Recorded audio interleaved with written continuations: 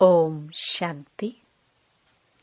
1 जुलाई 2025 बाबा के महावाक्य। मीठे बच्चे, तुम्हारी बुद्धि में अभी सारे ज्ञान का सार है, इसलिए तुम्हें चित्रों की भी दरकार नहीं। तुम बाप को याद करो और दूसरों को कराओ। प्रश्न। पिछाड़ी के समय तुम बच्चों की बुद्धि में कौन सा ज्ञान रहेगा? उत्तर। उस समय बुद्धि में यही रहेगा कि अभी हम जाते हैं वापस घर, फिर वहां से चक्कर में आएंगे, धीरे धीरे सीढ़ी उतरेंगे, फिर बाप आएंगे चढ़ती कला में ले जाने। अभी तुम जानते हो, पहले हम सूर्यवंशी थे, फिर चंद्रवंशी बने। इसमें चित्रों की दरकार नहीं। ओम शांति। बच्चे, आत्म अभिमानी होकर बैठे हो।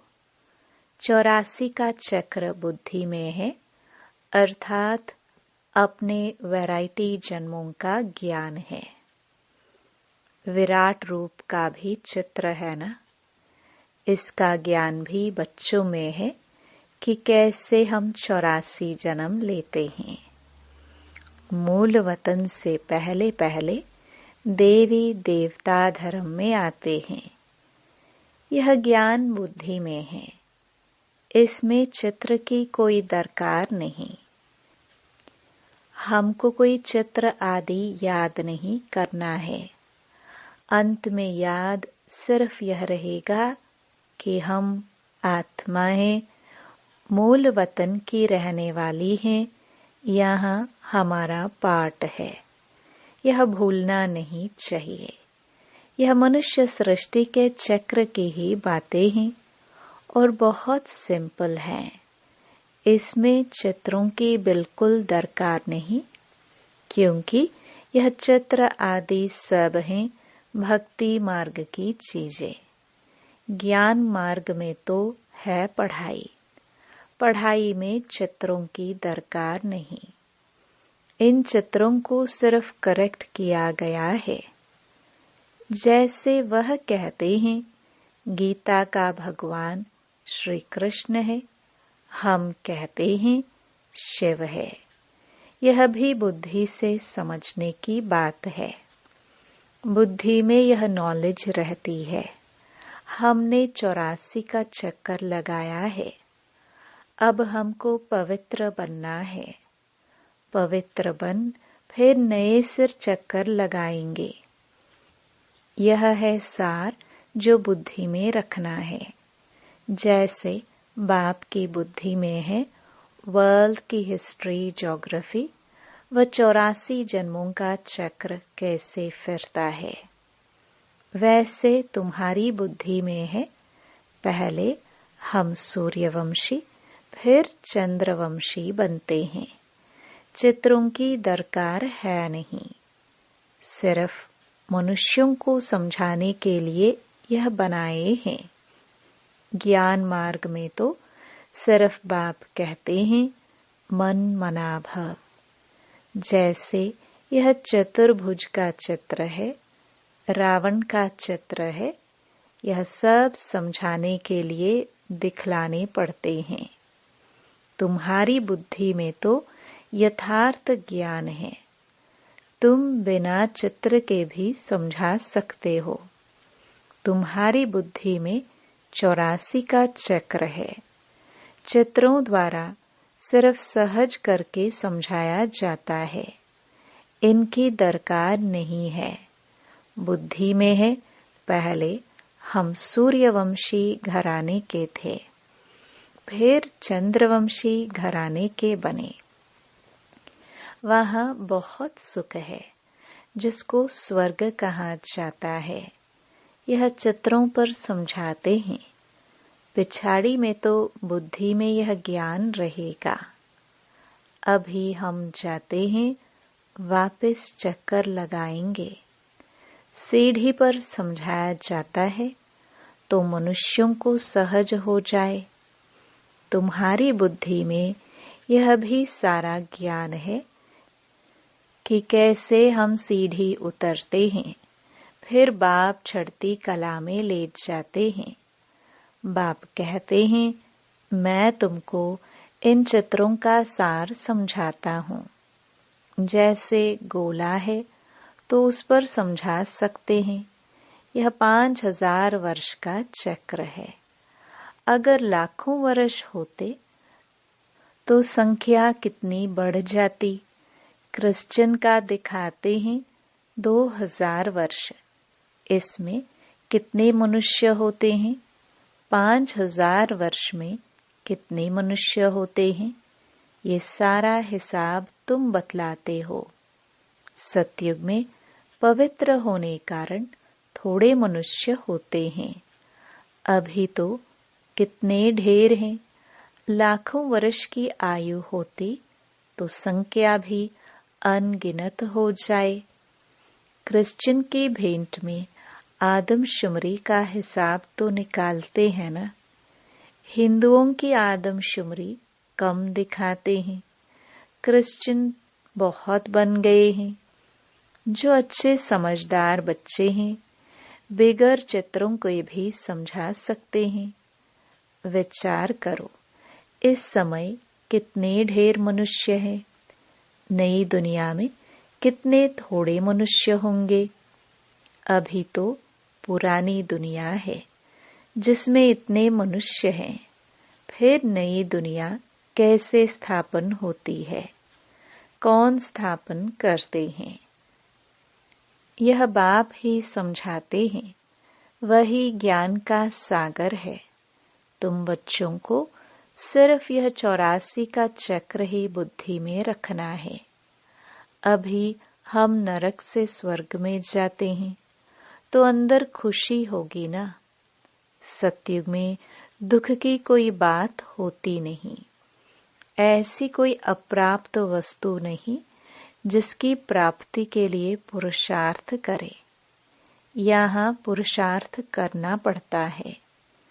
यह मशीन चाहिए, ये चाहिए। वहाँ तो सब सुख मौजूद है। जैसे कोई महाराजा होता है तो उनके पास सब सुख मौजूद रहते हैं। गरीब के पास तो सब सुख मौजूद नहीं होते। परंतु यह तो है कलयुग, तो बीमारियां आदि सब कुछ है। अभी तुम पुरुषार्थ करते हो नई दुनिया में जाने के लिए। स्वर्ग नरक यहाँ ही होता है। यह सूक्ष्म वतन की जो रमत गमत है यह भी टाइम पास करने के लिए है। जब तक कर्मातीत अवस्था हो टाइम पास करने के लिए यह खेल पाल है।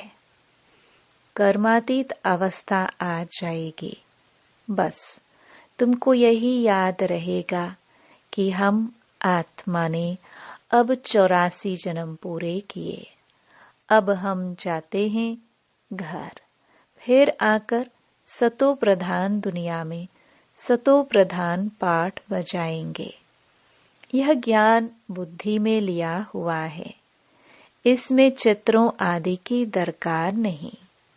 जैसे बैरिस्टर कितना पढ़ते हैं, बैरिस्टर बन गए। बस जो पाठ पढ़े वह खलास। रिजल्ट निकली प्रारब्ध की। तुम भी पढ़कर फिर जाए राजाई करेंगे। वहाँ नॉलेज की दरकार नहीं। इन चित्रों में भी रॉन्ग राइट क्या है यह अभी तुम्हारी बुद्धि में है। बाप बैठ समझाते हैं लक्ष्मी नारायण कौन है, यह विष्णु क्या है। विष्णु के चित्र में मनुष्य मूंझ जाते हैं। बिगर समझ के पूजा भी जैसे फालतू हो जाती है, समझते कुछ भी नहीं। जैसे विष्णु को नहीं समझते हैं, लक्ष्मी नारायण को भी नहीं समझते, ब्रह्मा विष्णु शंकर को भी नहीं समझते। ब्रह्मा तो यहाँ है। यह पवित्र बन शरीर छोड़ चले जाएंगे। इस पुरानी दुनिया से वैराग्य है। यहाँ का कर्म बंधन दुख देने वाला है। अब बाप कहते हैं अपने घर चलो, वहाँ दुख का नाम निशान नहीं होगा। पहले तुम अपने घर में थे, फिर राजधानी में आए, अब बाप फिर आए हैं पावन बनाने। इस समय मनुष्यों का खान पान आदि कितना गंदा है, क्या क्या चीजें खाते रहते हैं। वहाँ देवताएं ऐसी गंदी चीजें थोड़ी खाते हैं। भक्ति मार्ग देखो कैसा है, मनुष्य की भी बलि चढ़ती है। बाप कहते हैं यह भी ड्रामा बना हुआ है। पुरानी दुनिया से फिर नई जरूर बननी है।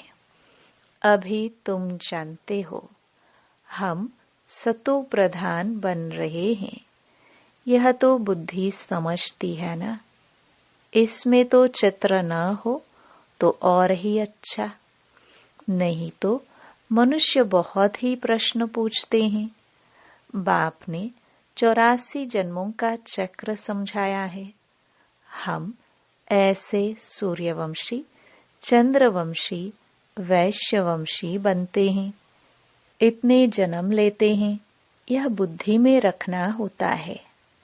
तुम बच्चे सूक्ष्मवतन का राज भी समझते हो, ध्यान में सूक्ष्मवतन में जाते हो, परंतु इसमें न योग है न ज्ञान है। यह सिर्फ एक रस्म है। समझाया जाता है कैसे आत्मा को बुलाया जाता है। फिर जब आती है तो रोते हैं, पश्चाताप होता है। हमने बाबा का कहना नहीं माना। यह सब है बच्चों को समझाने के लिए कि पुरुषार्थ में लग पड़े, गफलत न करे। बच्चे सदा यह अटेंशन रखे कि हमें अपना टाइम सफल करना है, वेस्ट नहीं करना है। तो माया गफलत नहीं करा सकती है। बाबा भी समझाते रहते हैं बच्चे टाइम वेस्ट न करो, बहुतों को रास्ता बताने का पुरुषार्थ करो, महादानी बनो। बाप को याद करो तो विकर्म विनाश होंगे। जो भी आते हैं उनको यह समझाओ और 84 का चक्र बताओ। वर्ल्ड की हिस्ट्री, ज्योग्राफी कैसे रिपीट होती है। नक्शल में सारा चक्र बुद्धि में रहना चाहिए। तुम बच्चों को खुशी रहनी चाहिए कि अभी हम इस गंदी दुनिया से छूटते हैं। मनुष्य समझते हैं स्वर्ग नरक यहाँ ही है। जिनको बहुत धन है तो समझते हैं हम स्वर्ग में हैं। अच्छे कर्म किए हैं इसलिए सुख मिला है। अभी तुम बहुत अच्छे कर्म करते हो जो 21 जन्म के लिए तुम सुख पाते हो। वह तो एक जन्म लिए समझते हैं कि हम स्वर्ग में हैं। बाप कहते हैं वह है अल्पकाल का सुख। तुम्हारा है 21 जन्मों का, जिसके लिए बाप कहते हैं सभी को रास्ता बताते जाओ। बाप की याद से ही निरोगी बनेंगे और स्वर्ग के मालिक बन जाएंगे। स्वर्ग में है राजाई, उनको भी याद करो। राजाई थी अभी नहीं है। भारत की ही बात है। बाकी तो है बाई प्लॉट्स। पिछाड़ी में सब चले जाएंगे, फिर हम आएंगे नई दुनिया में। अब इस समझाने में चित्रों की दरकार थोड़ी ही है। यह सिर्फ समझाने के लिए मूल वतन, सूक्ष्म वतन दिखाते हैं, समझाया जाता है। बाकी यह तो भक्ति मार्ग वालों ने चित्र आदि बनाए हैं, तो हमको भी फिर करेक्ट कर बनाने पड़ते हैं। नहीं तो कहेंगे तुम तो नास्तिक हो, इसलिए करेक्ट कर बनाए हैं। ब्रह्मा द्वारा स्थापना, शंकर द्वारा विनाश, वास्तव में यह भी ड्रामा में नोंद है। कोई कुछ करता थोड़ी है। साइंसदान भी अपनी बुद्धि से यह सब बनाते हैं। भल कितना भी कोई कहे कि बॉम्ब्स न बनाओ, परंतु जिनके पास ढेर हैं वह समुद्र में डाले तो फिर दूसरा कोई न बनाए। वह रखे हैं तो जरूर और भी बनाएंगे। अभी तुम बच्चे जानते हो, सृष्टि का विनाश तो जरूर होना ही है, लड़ाई भी जरूर लगनी है। विनाश होता है, फिर तुम अपना राज्य लेते हो। अब बाप कहते हैं, बच्चे सबका कल्याणकारी बनो। बच्चों को अपनी ऊंच तकदीर बनाने के लिए बाप श्रीमत देते हैं। मीठे बच्चे, अपना सब कुछ धनी के नाम पर सफल कर लो। किनकी दबी रहेगी धूल में, किनकी राजा खाए। धनी बाप खुद कहते हैं, बच्चे इसमें खर्च करो। यह रूहानी हॉस्पिटल, यूनिवर्सिटी खोलो तो बहुतों का कल्याण हो जाएगा। धनी के नाम तुम खर्चते हो, जिसका फिर 21 जन्म के लिए तुमको रिटर्न में मिलता है। यह दुनिया ही खत्म होनी है, इसलिए धनी के नाम जितना हो सके सफल करो। धनी शिव बाबा है ना, भक्ति मार्ग में भी धनी के नाम करते थे। अभी तो है डायरेक्ट।